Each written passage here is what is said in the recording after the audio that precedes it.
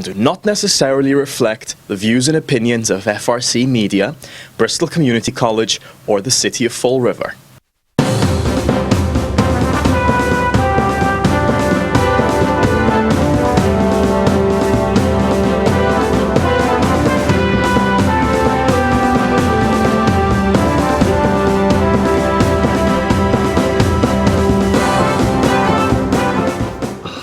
Well, hello. Welcome to Spindle City Straight Talk. I'm Chip. I'm Chip, and he's new haircut boy. And I'm CJ, and I'm telling you, today is just a day from craziness. I'm telling you, I think we're all looking forward to the bloody weekend off that we're going to have, and I'll tell you, this is getting nutty. I didn't bring in any of our news show information today, although there's a lot of it out there. But I do want to bring a couple of things up, and I think this is important.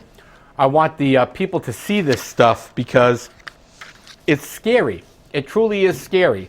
First off, this is the mayor and his campaign manager / treasurer / mediator, Jen Andrade, at the Flint Senior Center campaigning. And these pictures were provided by an outside source, which I'm kind of a little upset about, I guess.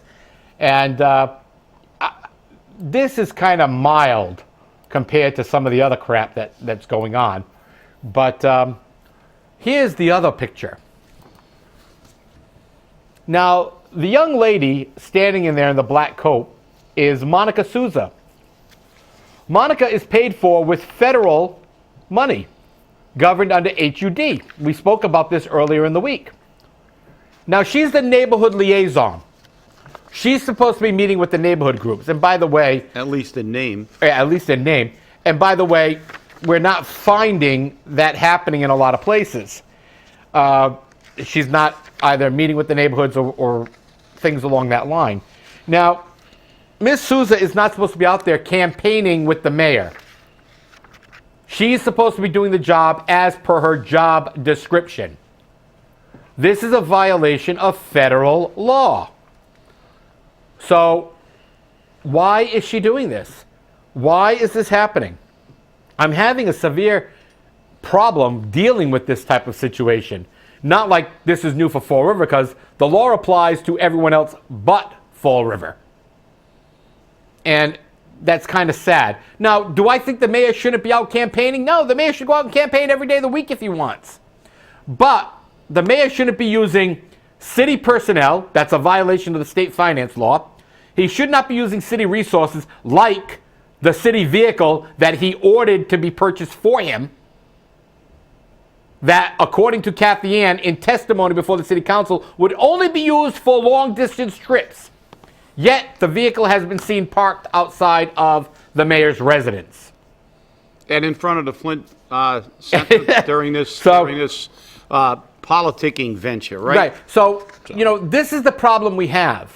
And now, there have been allegations. Notice I'm saying allegations that the mayor has made threats to a neighborhood leader, Mr. Carlos Caesar. And then we found out from one of the companies who actually has supported Carlos's neighborhood association that they were approached by the Fall River Police Department, do an investigation, asking questions about whether they had to pay Carlos for the letter of reference, et cetera, et cetera. Now, the company made it very clear that they didn't pay Carlos anything for their letter of reference, and that they went through the process appropriately, that they went to the board, they met with the board took a vote, and then it was made. And the donations were made after the fact to the Flint Neighborhood Association, not before. Nor was any request made before. I spoke with Carlos, and he said he never, ever makes a request for any donations at all. When he's doing his regular fundraising, then they go after that money. And I can attest to that.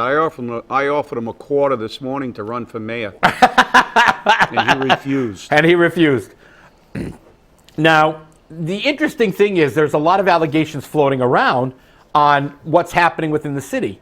Now, The Fall River Police Department is not going to start an investigation into anything unless they received a complaint from someone somewhere. Now, I don't know who that complaint was, but it looks kind of fishy to me. Yeah. Okay? And if it did come from this individual, stop throwing your tantrums. I mean, really. Look, I've got to say, look, this. I've been around a long time. I've dealt with a lot of mayors. I negotiated with a lot of mayors. Politics is part of the landscape of the land, but they all did it to a degree. I've never seen anything like this. This is absolutely unbelievable. I was opposed to the neighborhood liaison position from the get-go when Perry Long got it. This is a position created by a mayor to act as a political arm for him with the neighborhood associations. Prior to that, neighborhood associations were quite capable of contacting the mayor and meeting with the mayor to air their issues. They could invite him to their meetings, they could go to his office, and they did. And I don't see any more effectiveness with a liaison than without one. Now, the first liaison did do a little work in the neighborhoods. I have to give, grudgingly, I have to give Perry Long a little bit of credit. He got a nice political job, but he did do some work. It appears as though Mayor Carrere's appointee, and I will read the Merriam-Webster's definition of liaison, a person who helps organizations or groups to work together and provides information. They're supposed to be neutral. They're supposed to work to bring two groups together, act as a mediator in some cases, act as a message carrier in other cases. They're not supposed to be working for one of the parties, because then they become part of that person's political organization. And that's what she's done. I've seen her at city council meetings when no neighborhood association issues were up, because she's there with the mayor. She was at the Flint Neighborhood Association when the mayor was campaigning. And even if she wasn't involved in that campaigning, which we know she was, it's a violation of federal law. Her employment conditions are very clearly delineated. She cannot act as a political agent. It's a violation of federal law. And this administration has a total disregard for anything. And I mean, I think I remember, you can correct me, CJ, if I'm wrong, but I think when the city council approved the millennial party bus, that Kathy Ann Viveris, our own personal pathological liar, said to the council that this vehicle would be only used for long trips. Correct. And used to go out of town. Right. And I may be wrong in that. Maybe my memory is a little foggy, but I thought that was what was the conditions that were set forth to buy this vehicle, and this was the explanation given to the council. And as a matter of fact, she went one step further, because she said that the mayor will use his own personal vehicle within the city. I guess his own personal vehicle is a new millennial party bus. Well, see, there we go. I mean, they lie to the council. They just, they use people, and then they attempt to intimidate people and coerce people. There was a threat because the allegation is the mayor heard that, perceived that someone was feeding us information, and who would ever do that? I don't know. But someone was feeding information to us, and he went ballistic and said, if I find out who, they're going to be fired, they're going to be this, they're going to be that. And there is an air of intimidation around the around the government center. People are intimidated. We know about the situation when his chief of staff went down and demanded someone drop all their work and do what he wanted. And when she didn't, she was fired the same day. Right. The same day. I mean, this is ridiculous. You know, this is not, you know, people have rights. I mean, I hope that individual is suing the city, because that is an illegal termination. There was no progressive discipline, and what they did was absolutely wrong. And, you know, everything the city does, whether it's responding to complaints with excuses and just blatantly lying to the city council and to the people of Fall River. How many times did we hear that the purple bags were 90% funded? Oh, wait a minute, we need to raise some fees. Wait a minute, it's only 60%. And they asserted that things were going well and 85, 90, 95% rate, and then we find out that's an absolute lie. I want to see something that's actually accurate come before the council. And I blame the council too, because when things like this happen, these issues should be brought up at the next council meeting. Let's see if the city council calls Kathy Ann Viveris in and asks her why the vehicle that they purchased is being used for personal use by the mayor. And I guess then her definition will be, well, we said it would only be used for long trips. And that thing, and a long trip is anything more than a block away from the city, from the government center.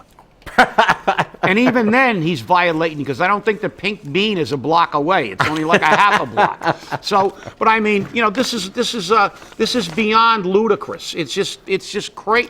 I mean, this is nuts and ludicrous speed. Yeah, yeah, ludicrous speed to the 100th power. You know, you can't have this air of you know. Anybody that opposes this individual is immediately, you know, threatened with termination if they're employed, investigations by the police, and, you know, well, let's turn around and investigate some of the allegations about kickbacks by some doctors in this city who are shareholders in the marijuana.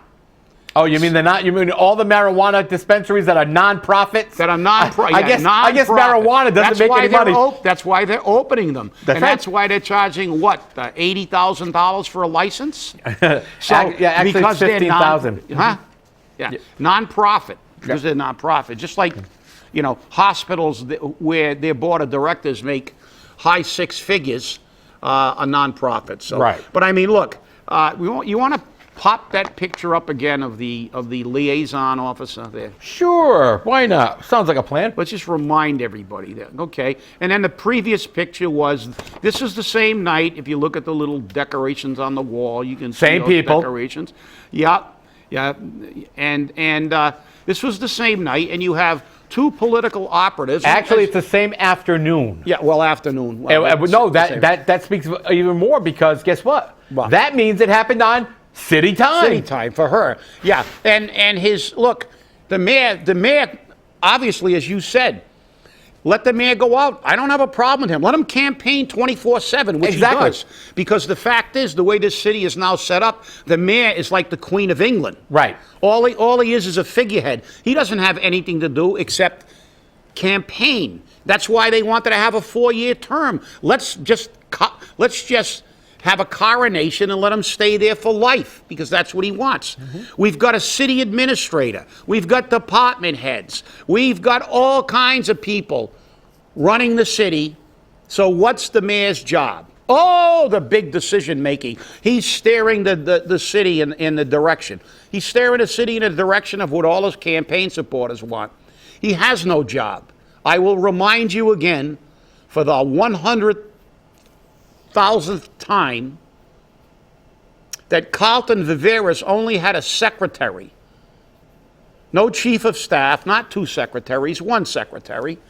When the city had 300 firefighters, 300 police officers, every department was larger. We had more people in this city. We were in the 90,000s. Yet he ran this government with 1 secretary. So the only thing we've done since the 1980s, when Carlton Viveris was the mayor, with this government is figured out how to give more people jobs and spend more taxpayer money because we're paying more for less. We have 175 or so firefighters. We have 200 or so police officers. We have no longer have trash pickup, public trash pickup. We have lost all this. Yet our budget is 10 times the size it was when Carlton Viveris was the mayor. Yet Carlton Viveris with a GED, without even a high school diploma, state representative, then became mayor and stayed mayor for about 12 years, managed to run this city for over a decade with just a secretary. When we had more people, larger departments, and it got done. So let's give the city administrator another pay raise. You know, this is the whole thing. This is the absolute lunacy of what we look at in government today. And as I've said before, our mayor is, I believe, 2 steps below or 3 steps below the pay for the governor of Massachusetts, which handles a budget 10 times more than Fall Rivers.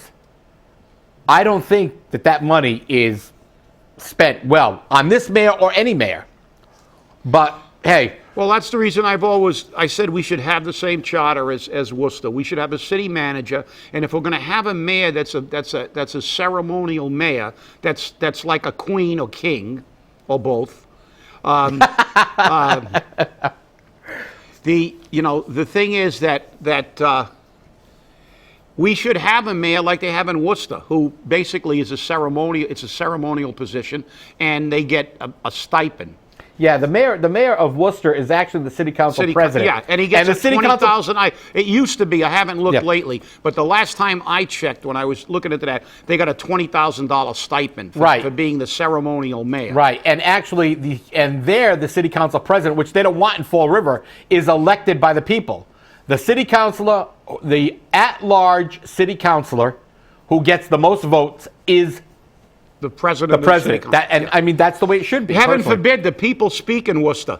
You know, and the people run the government. And also the people in Worcester have great accountability. If you want to go to the Mass General laws, you'll see many of the laws will begin by saying, in any city or town that adopts this, except Worcester. Right. Because Worcester's charter makes their government very accountable. You have a city manager. The only thing this guy is getting paid to do, or girl, whoever it is, whether it's a male or a female, all they get paid to do is run the city, be fiscally responsible. And if the city's in the toilet financially, guess what? He loses his job. Exactly. It's not a political job. It's a real job. It's a job where, hey, buddy, you're the city manager. Manage. You don't manage, you're gone.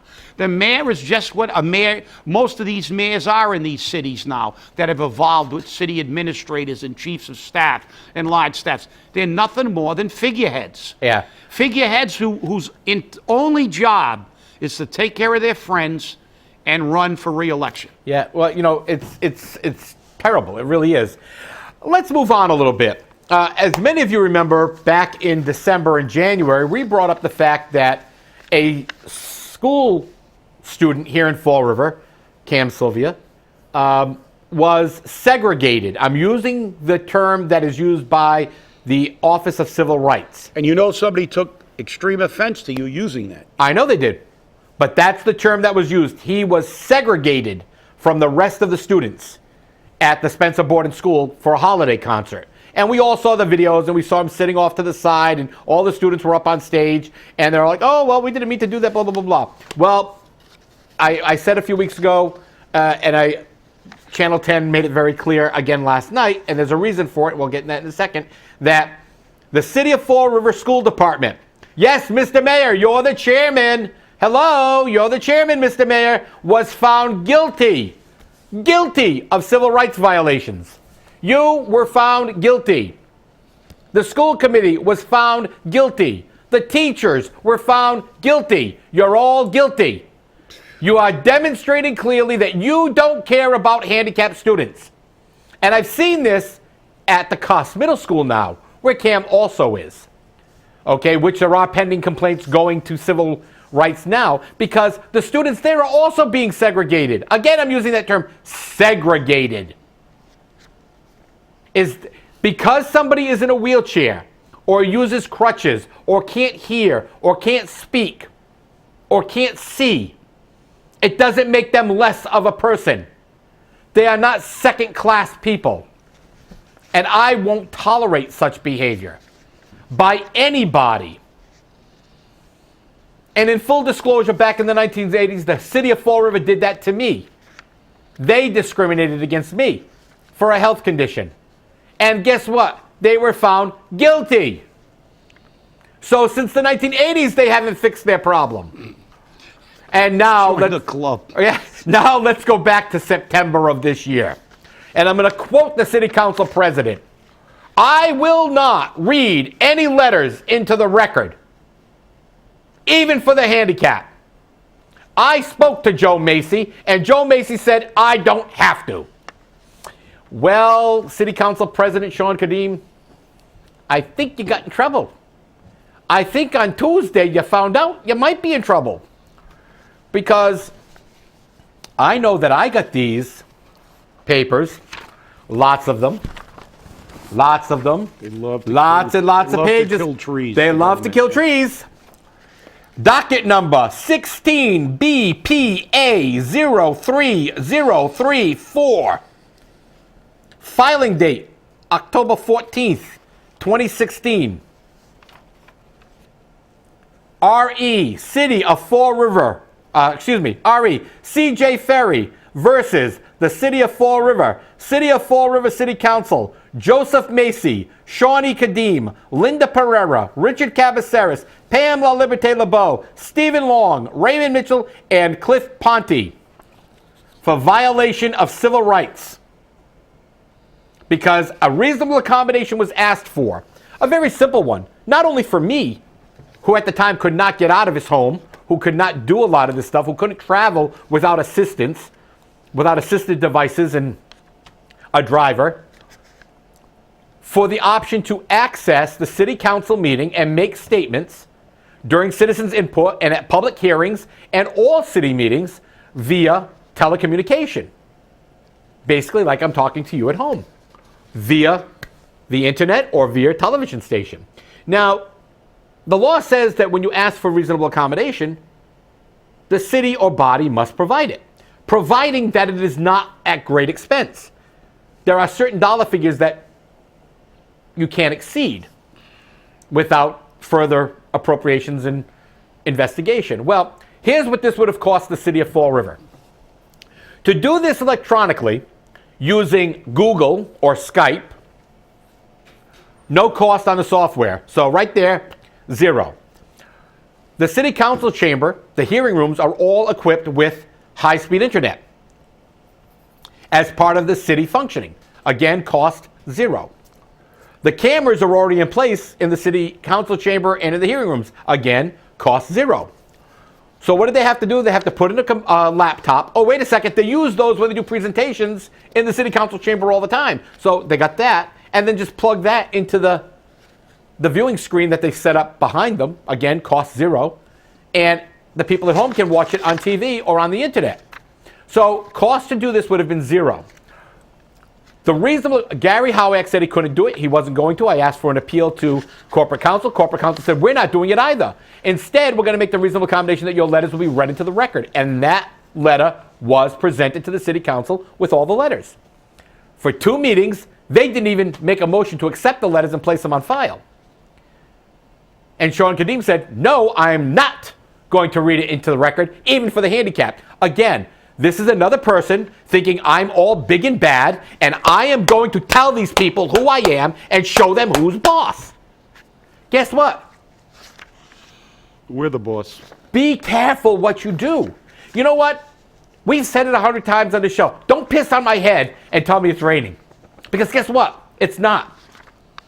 Okay, well, it seems to me you guys are actually now on the receiving end because you're looking for the brown storm, and I'm telling you, that storm of excrement is going to come down and it's going to be dumped on you. Because guess what? Joe Macy's named as a co-defendant in this, which means, if I'm correct in my belief, he can't act as your corporate counsel. So the city is going to incur thousands of dollars because Sean Kadim said, I will not do this for the disabled. And the city council did nothing to stop him. You are just as guilty.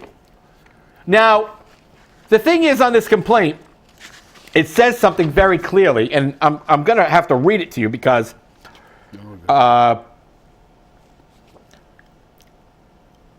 the commission encourages such here we are.